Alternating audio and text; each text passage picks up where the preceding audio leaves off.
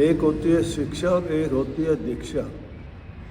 शिक्षा तो होती है हमें अच्छे और नेक कर्म करने की बातें, और दीक्षा होती है इस जन्म मरण से छुटकारा पाना या मोक्ष का कार्य करने के लिए। संतों से दीक्षा लेके उस प्रभु के नाम का जो भी संत तरीका बताते हैं, एक तरीका नहीं है।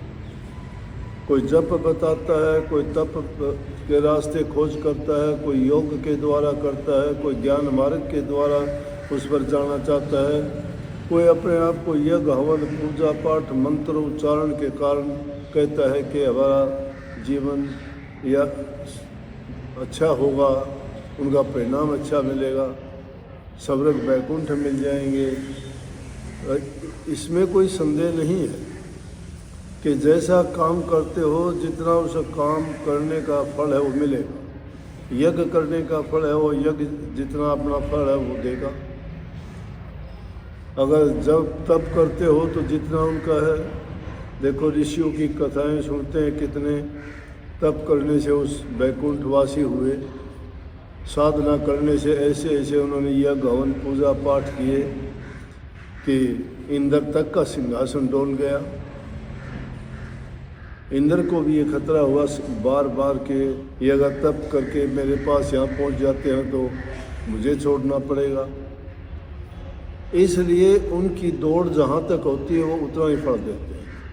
परंतु संत जो नाम देते हैं वो ना स्वर्ग के लिए देते हैं, ना बैकुंठ के लिए देते हैं, ना किसी और ये देते हैं कि उसको यहाँ दुनिया में दोबारा से आके अपना अच्छा जीवन मिले या उनको सारे भोग्य पदार्थ जिनको हम दुनियादारी के लोग सुख मानते हैं वो मिले।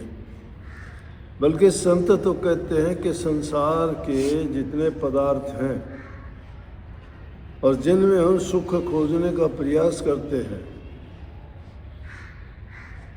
वो सुख देने वाले नहीं हैं, बल्कि उनकी तासीर सुख वाली है ही नहीं। वो सुख सिर्फ कुछ लम्हों में कुछ समय तक सीमित रहता है, उसके बाद वो दुख में परिवर्तित हो जाता है।